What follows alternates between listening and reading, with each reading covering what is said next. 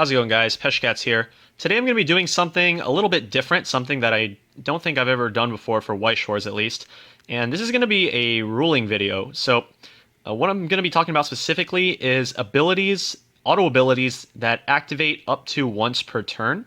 In this case, the ability in question is going to be the restand ability of Power of Smile Rin.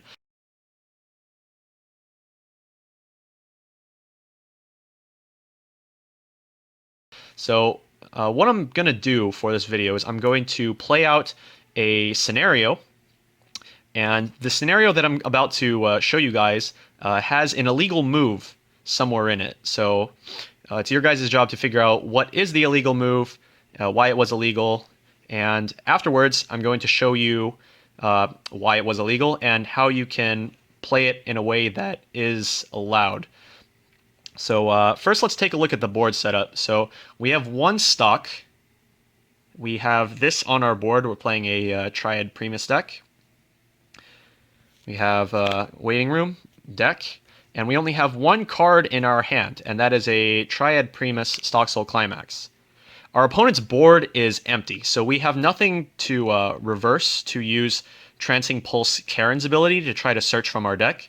And so what this means is that when we use our Climax combo, we don't have any cards to discard for Power of Smile Rin.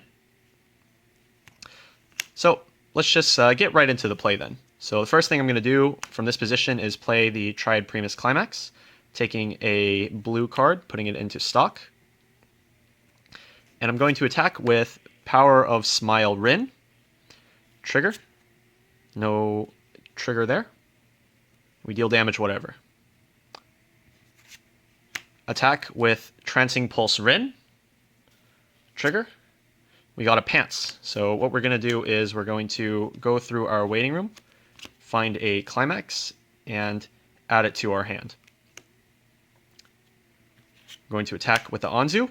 We're going to use Trancing Pulse, or not Trancing Pulse, Power Smile Rin's ability, since another one of my music characters attacked, and I have 3 or more other blue characters, and I have the Climax in play. I pay the cost, which is 3 stock. Discard a card from my hand, and she can restand. Anzu triggers. And finally, Power Smile Rin gets her second attack, and I trigger for that. So this was the illegal scenario. This is basically, there's one problem with this scenario, and so if you guys want to pause for a sec, try and figure out what exactly was wrong, you guys can go ahead and do that. I'm going to reset the scenario real quick. So let's see. These 2 cards go back on top of the deck.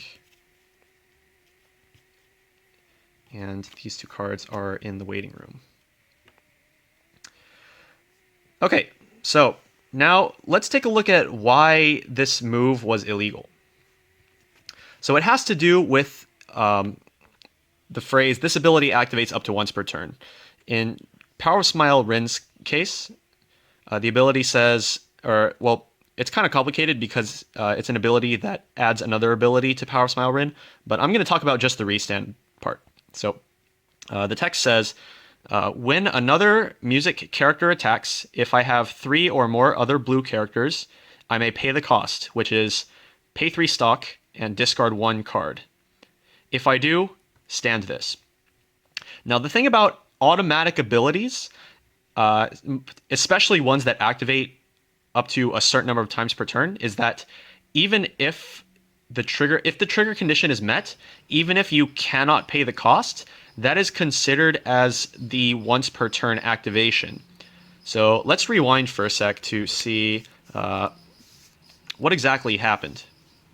So I play my stock soul, I put this into stock, attack, trigger, oh actually that's the wrong order, attack, trigger, and there we go. And now when I attack with Trancing Pulse Rin, this is considered a valid trigger for the restand ability to go off.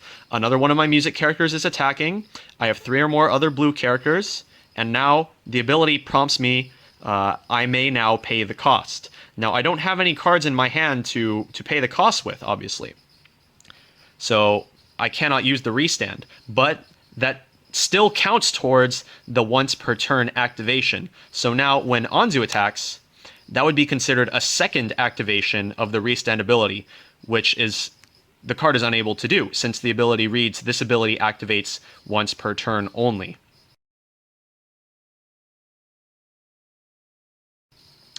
So let's take a look at a slightly different situation that would be legal. So I'll go ahead and put this back on top, put this back in my waiting room.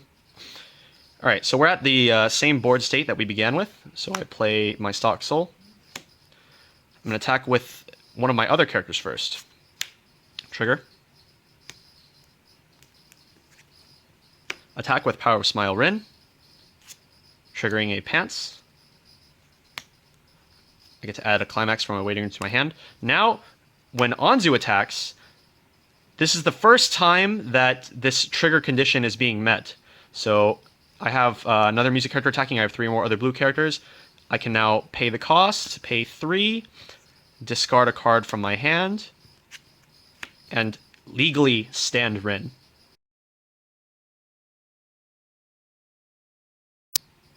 So this is just one situation. I have a couple other situations that I wanted to talk about, but because Triad Primus is such a popular deck right now, I felt that it was probably the one that I would want to get out of the way first before I start talking about the other ones.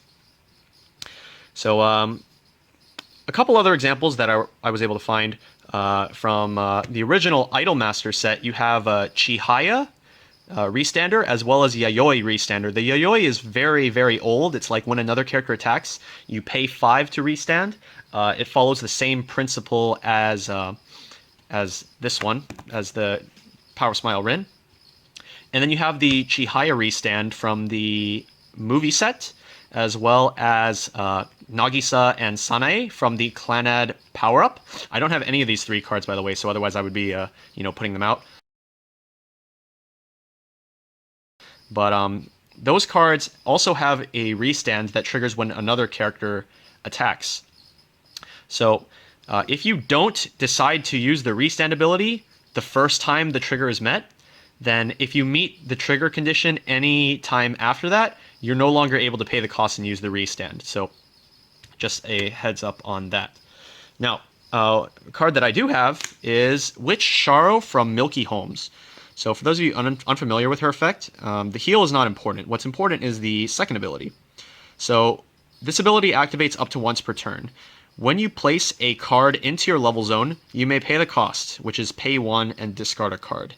If you do, this turn, she gets 1500 power and gains an on-reverse burn 1 ability. Now what's important here is obviously this ability activates up to once per turn. So let's say you have Witch Sharo, you play her, and then you put a card into your level, and you choose not to use her ability for whatever reason. And then you get another card and put it into your level. You cannot activate her effect to pay 1, discard 1, add 1500 power, and give her the burn effect, because you passed the first time the trigger condition was met. Now obviously level swapping twice is not very practical, and so another card that's very similar, which I don't have, I'm just going to use this green sleeve, is Ellie, level 0, from the most recent extra booster for Milky Homes.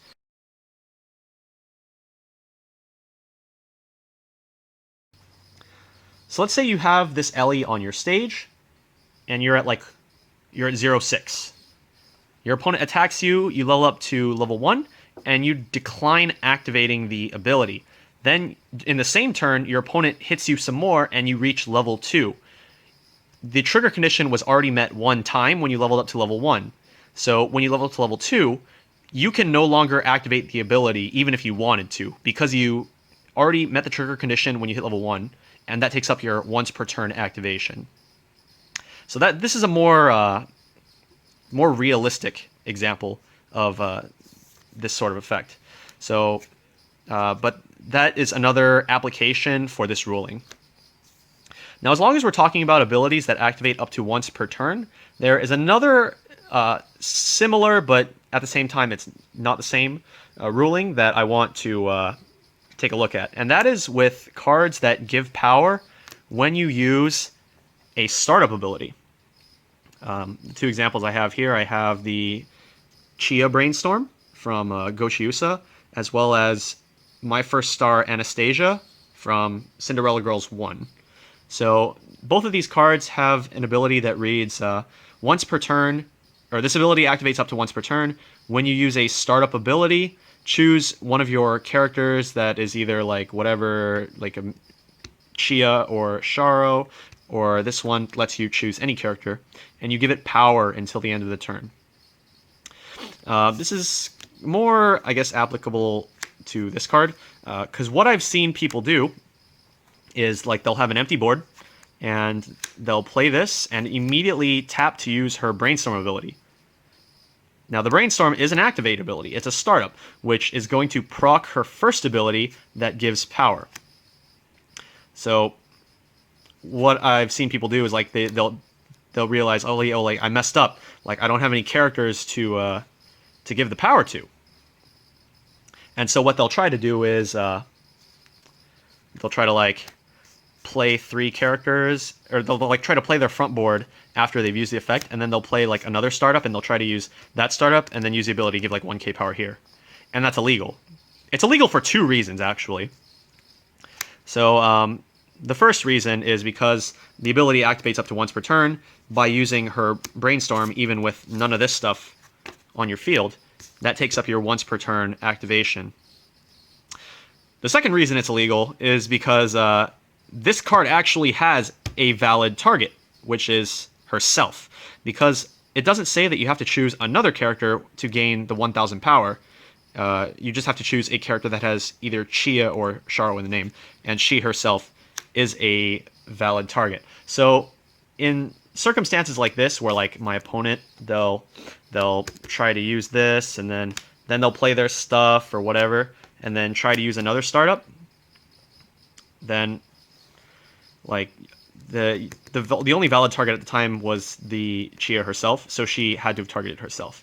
On a similar note, let's say my opponent did have a board, they use their startup, but they forget to assign power. Now, the ability is mandatory, so you do have to choose one character, one legal target, and give it 1000 power. But if they forget to give something power, and then they like go to their attack step and say like, I'm going to front attack with this, and then they realize, oh yeah, I forgot to give power, 1k power here. What I like to do is, because this card is a legal target for its ability, now some of you might think of this as rule sharking, but at the same time, I think this is a very valid way to go about this, is that I say my opponent cannot target their character that's like about to battle, and I would say that their card targeted itself for its ability, since it is a valid target. And that's something that I recommend to a lot of my friends who I play with if they play against somebody who does something like this. And then, like I said, the same thing applies to the Anya card. So like, let's say they have like a Konako Brainstorm, and then they use Brainstorm ability, and they forget to give 500 to something, then I'll just say, okay, Anya gave 500 power to herself since she is a legal target for her ability. So that's going to be all for today's video, guys. I hope you learned something. Let me know down in the comments if you guys enjoyed the video. And until next time, this has been Peshkats. See ya!